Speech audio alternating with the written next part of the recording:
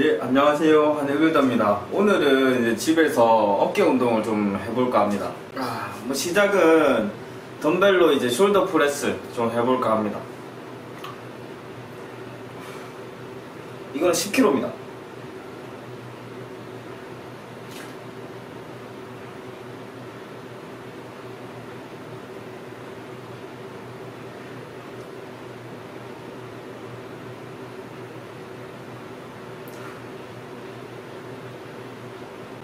운동만 하기 좀 심심하고 그러니까 이거저거 다른 이야기도 하면서 운동하도록 할게요. 뭐 영상 안 올리는 동안에는 제가 한 좀 몇 개월 안 올렸었잖아요. 그때는 제가 연애에 되게 열심이었습니다. 최선을 다해서 연애를 하고 있었어요.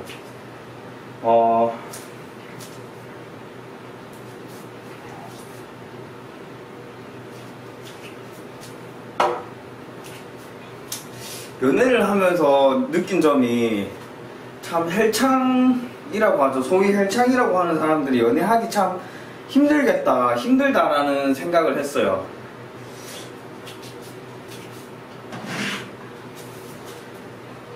왜냐하면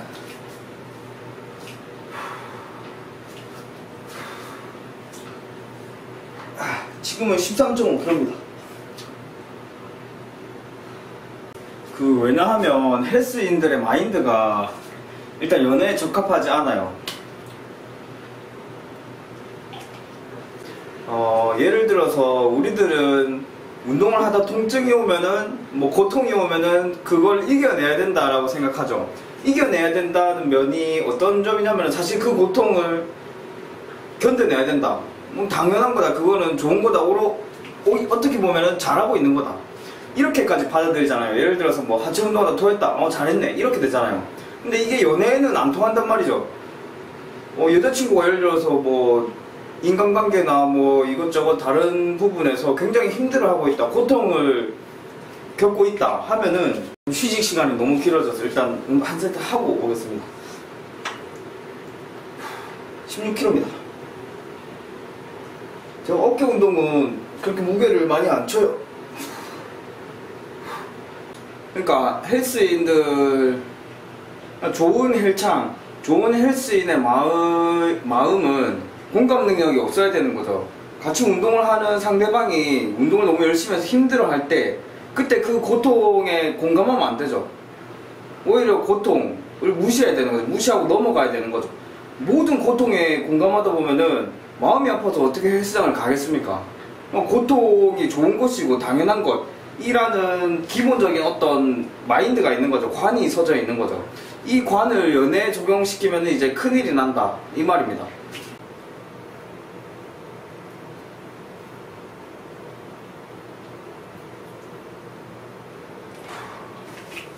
코비 브라이언트가 그랬다고 하죠. 그 블랙맘바라는 별명이 있잖아요. 맞죠? 아마 맞을 거예요.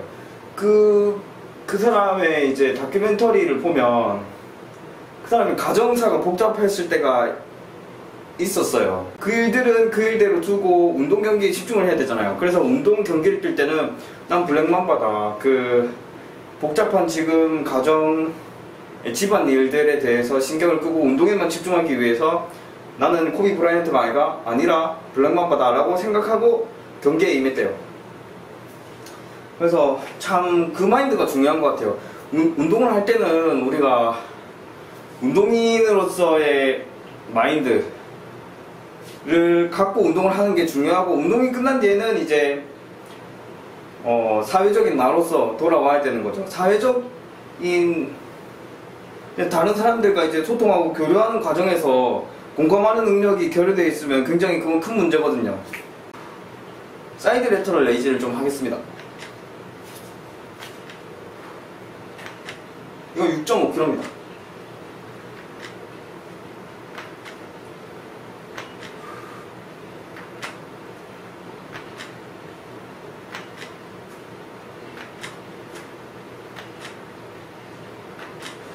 그리고 저로서는 상당히 치명적이죠. 공감하는 능력이 없으면은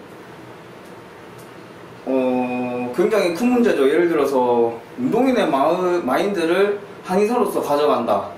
이거는 좀 곤란해요. 예를 들어서 허리가 아파서 온 환자한테 그런 고통쯤 이겨낼 수 있습니다. 그래도 일상생활 하면서 이겨내셔야죠 라고 말해서는 안 돼요. 허리 통증의 원인이나 치료 방법을 찾고 치료를 해드리는 게 한의사로서의 업무지, 그 고통을 이겨내고 더 많은 일을 할 수 있다 라고 말하는 운동인의 마인드가 필요한 게 아니죠. 그래서 한의사로서는 어느 정도 공감 능력이 굉장히 중요한데, 그런 부분을 연애하면서 저는 많이 배웠어요. 그리고 이성적으로 행동하는 게, 이성적이고 합리적으로 사고하고 판단하는 게 오히려 이성적이고 합리적이지 않을 때가 있어요. 예를 들어서 공장의 생산성을 높여야 되는데, 당연히 수치적으로 생각한다면 몇 시간 매일매일 더 빠르게, 이렇게 빠르고 타이트하게 노동자들을 일하게끔 하는 게 중요하잖아요. 상식적으로 생각해보면 더 많은 일을 시키는 게 중요하지만, 감정적으로 생각해보면, 감성적으로 생각해보면 하루 정도 휴가를 줘버리는 거죠. 오히려 그렇게 했을 때 생산성이 늘어난 경우들이 있잖아요.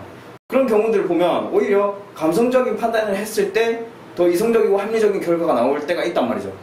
감성적으로 생각한다고, 감정적으로 생각한다고 그게 틀린 게 아니라 오히려 그렇게 생각하는 게 옳고 이성적이고 합리적일 수가 있다는 거죠.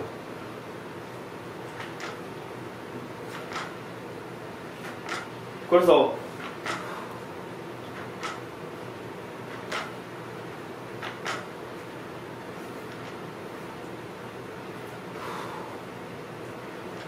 그리고 이제 한의빌런님은 공부 얼마나 하세요? 몇 시간이나 하세요? 라고 이제 종종 물어보시는데, 지금은 사실 그렇게 공부를 많이 하진 않아요. 제가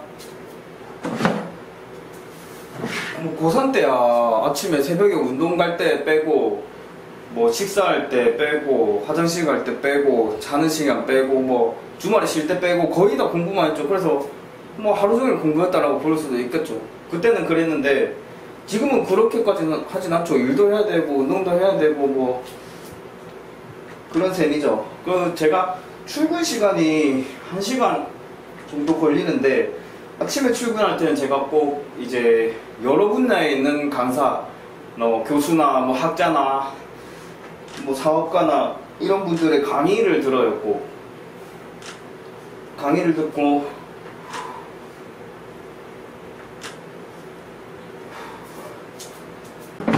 강의를 들으면서 그냥 가만히 있는 게 아니라 꼭 이제 제 생각을 글로 정리를 해요. 하루에 그 1시간 수업을 듣고 제 생각을 정리를 해요. 그 사람 생각이랑 다를 수도 있고 같은데 조금 더 방향이 다를 수도 있고 뭐 이런 식의 글이 나오긴 하죠. 그러다 보면 이제 별로 좋지 않은 글들도 많이 나오고 뭐 좋은 글도 가끔씩 제 생각에 나오고 하는데, 뭐 그 자체가 훈련이고 뭐 공부고 그렇다 생각해요.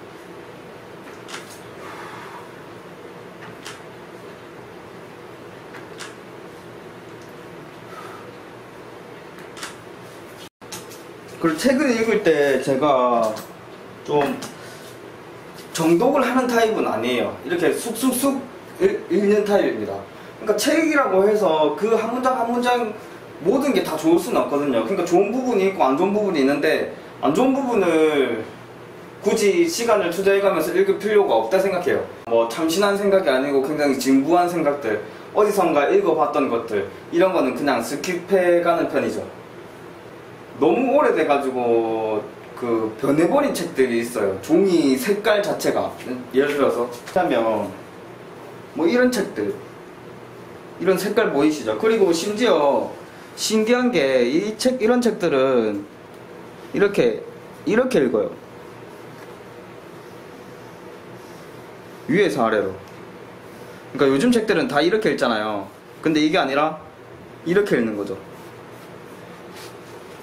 요즘 사회를 관통하는 부분도 많고, 이 책도 봐보세요. 이 책은 그래도 깔끔한데도 이제 이렇게 색깔이 그래도 깔끔하잖아요. 하얀색에 가깝잖아요. 그래도 이런 책들 보면 다 이렇게 내려와요. 그 다음에 이제 어깨 후면 운동을 좀 하겠습니다.